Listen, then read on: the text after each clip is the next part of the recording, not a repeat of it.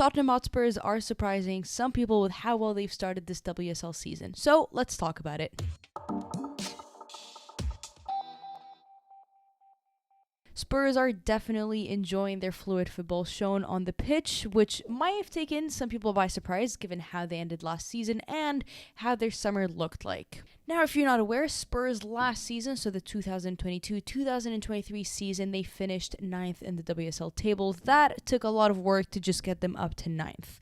The London club went on 9 consecutive losses, which not only resulted in the team going down into a relegation battle, but also head coach Rhian Skinner being sacked. She currently is the head coach of West Ham this season, but it was definitely a lot of trouble with the club that was facing in terms of management. Her assistant, Vicky Jepson, took over for the remainder of the season, got them into 9th after some huge purchases of Beth England in January, as you saw, which was quite literally the hero that got Tottenham into that 9th spot. Also, Reading, we're not having a great season by any means. So, Reading, we're sitting pretty comfortable in that relegation spot. But in a general sense, it was not a good season for Spurs. Similar to their London rivals, they also were suffering in an ACL epidemic. They had 3-4 different players kind of overlapping with the time that were on an ACL injury. Pretty major players that would have probably made a huge impact on how the team was performing. Their captain, Shelina Zadorsky, was also dealing with COVID after effects and was unavailable for a significant amount of games towards the end of the season, having to take some time off and recover, which is absolutely what she should have done. Not only were the players underperforming individually, those that weren't underperforming individually and were just winning the games by individual brilliance, again, like Beth England, who won the most amount of goals for Spurs, again, only signing in January, so she did that only half a season working with the team. But it was just really troublesome football that we were seeing. So not only did they have to deal with somewhat of an injury crisis, players being available and not, again, underwhelming performances by some of the players. The football on the pitch was not very fluid. It was disjointed, disconnected. There was nothing really happening. There was a lack of creativity, both on the defensive end and up front. Rhian Skinner was known for, you could say, her defensive work, and that's where a lot of her England experience. She worked with England youth, assistant coaches for England as well for a fair amount of time, and that kind of was her expertise. And so when it came to attacking football, that was really troubling. There was a lack of creativity. We're going to take a look at some of these moments from last season and compare how that has been changed to this season, and what was really missing. So this season, they're working with a new head coach. In the summer, they brought in Robert Villaholm, which I'm probably butchering his name, but he used to be the head coach of Häcken, previously actually Häcken Men, and then moved on to Häcken Women's in Sweden. He secured Champions League qualifications, being the runner-ups in the league. He also played in the Swedish Cup final back-to-back in 2022-2023, and his sense of football was really enjoyable, covering the Swedish league pretty closely, and specifically Häcken, with a Canadian now playing there, Clarissa Larisse. It's fun football, it's direct, it's exactly what you would expect to see when tuning into the Swedish team, but it's creative, it's direct, it's powerful, and it's very confident. And I was very excited to see how this was going to work out in the WSL. Now, at the time of the recording, they've only lost a single loss, which was the opening game against Chelsea at Stamford Bridge. They came close one too many times to equalizing, so probably for them quite disappointing to not walk away with a point from an away game against Chelsea. But it's Chelsea, Stamford Bridge, the opening game. It was tough odds to go against. But what Robert has brought in, and he said this quite openly from when he joined the club, is that he wanted to play brave, creative, pressing, attacking football, which is a style that Tottenham hasn't played in the WSL with Rhian Skinner or any of the head coaches really since their founding. And so it was an interesting goal that he put in. I guess the question was, okay, he has this goal. Is he going to achieve it? And if he does, how long will it take him to achieve that goal? Comparing some of the numbers from last season to this season, there's already a stark difference, not only in the results, obviously, but some of the statistics that are already running through. Last season, they sat with the third worst goals against per 90. They conceded almost 2.14 goals a game, so that's at least 2 goals a game that they conceded. They also conceded the most amount of own goals, so not only were they conceding a ridiculously high number of goals per 90, It clearly was a little bit of a chaotic situation, not so much communication in the back. They conceded 47 WSL goals, the most since they have been in the WSL, but it wasn't just in the back. It was also trouble up front. They took the second least amount of shots.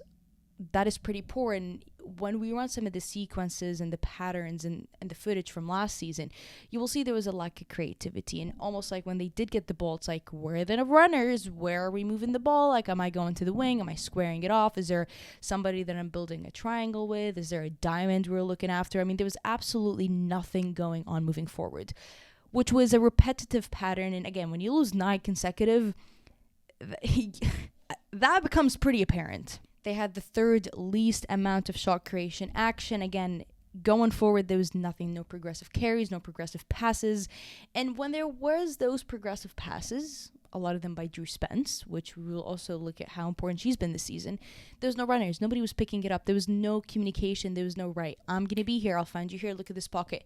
Nothing. This season, and again, it's only been 4 games that they've played, but they're sitting with the third most shots taken. And they're actually sitting with the most amount of goals scored.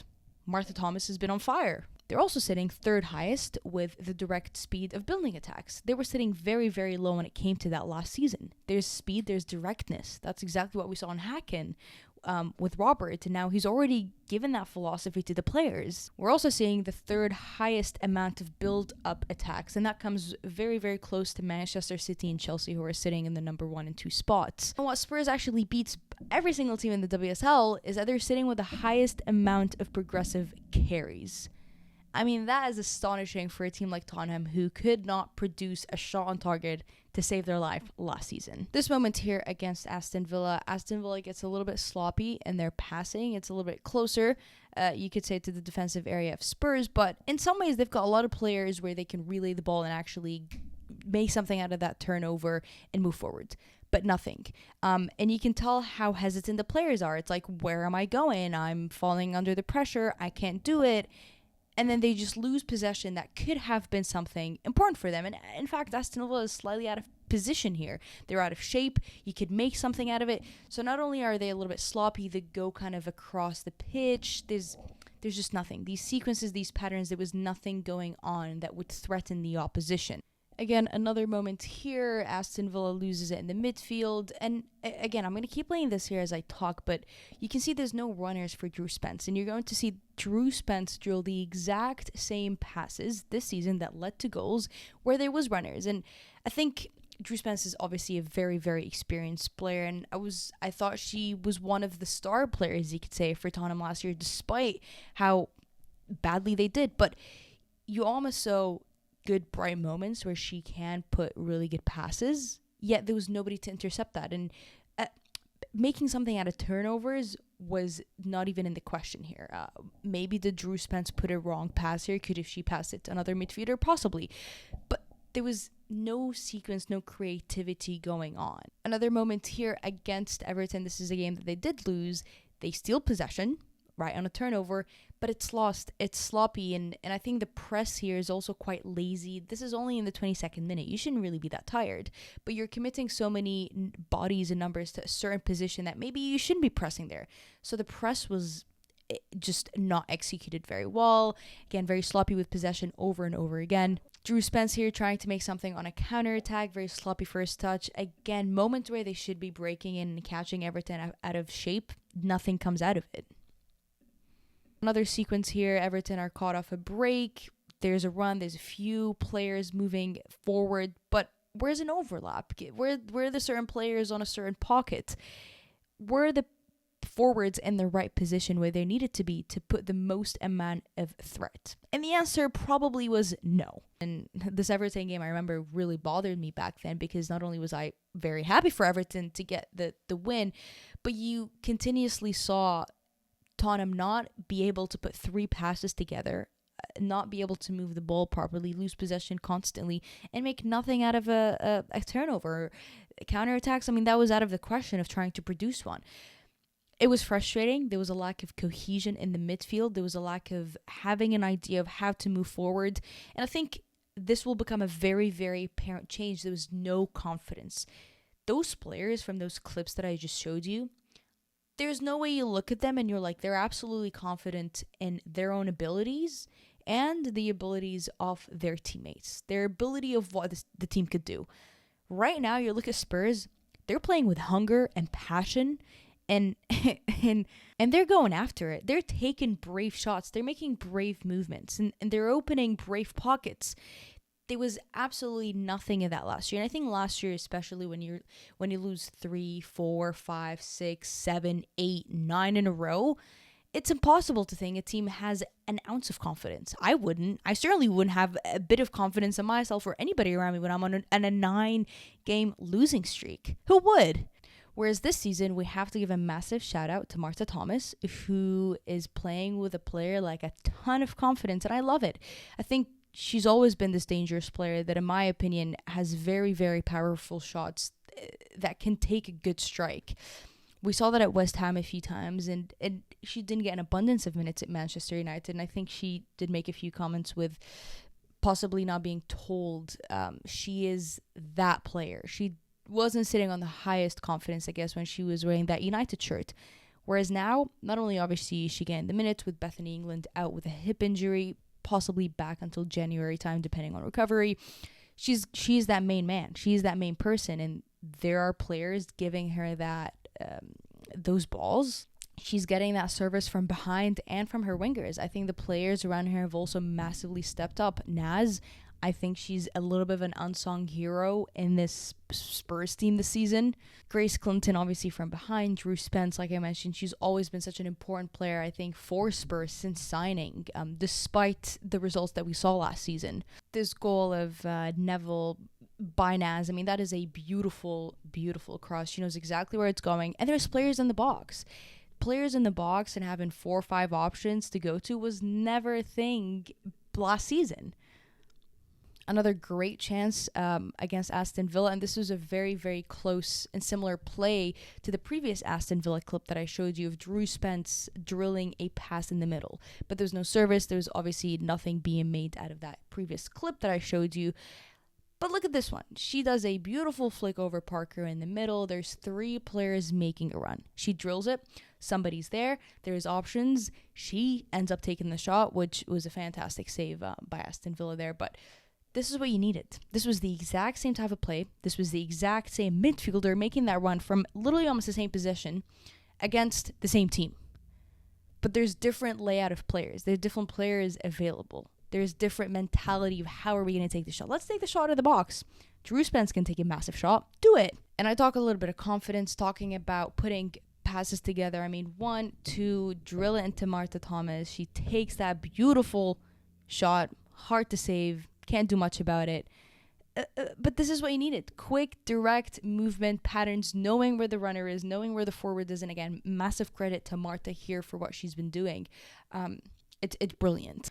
This was a really fun sequence to watch against Brighton here because, again, Brighton loses possession. Tottenham actually gets it. But they're pressing with the ball this time. Drew Spence, once again, very important in drilling those passes, cutting open those defense lines. Pretty poor defending from Brighton here, but dangerous attacks. This is dangerous, quick 1, 2, 3 passes, straight lines. You're making something out of the lost possession from the opposition.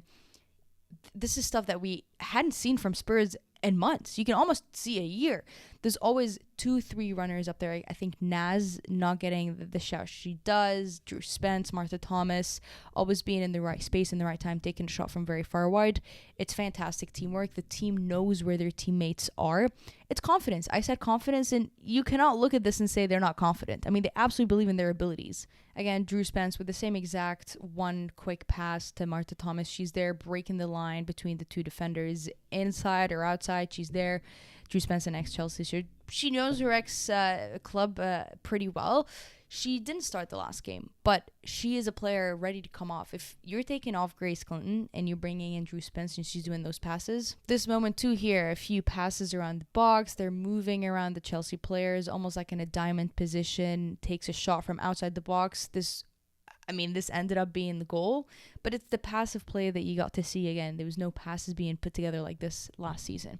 So the point of comparing clips from last season to this season against teams that are quite similar in terms of Aston Villa being the exact same team. Brighton and Everton sitting in the same positions last year would be of similar caliber that you're comparing to. There's direct play. There's different players put in different positions. And actually what I really like is that Robert this year has been coming out with a 4-3-3 formation.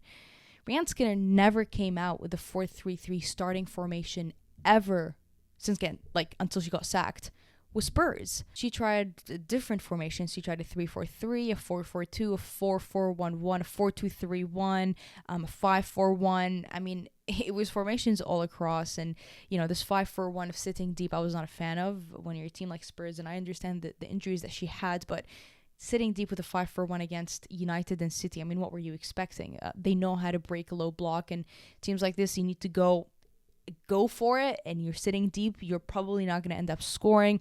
That 5-4-1 formation was rolled out in the last few games in that 9 consecutive loss streak, so signs of panic, obviously, when you want to sit that deep. She only ever won, actually, with a 3-4-3, which is quite interesting, never with a 4-2-3-1 or 4-4-2.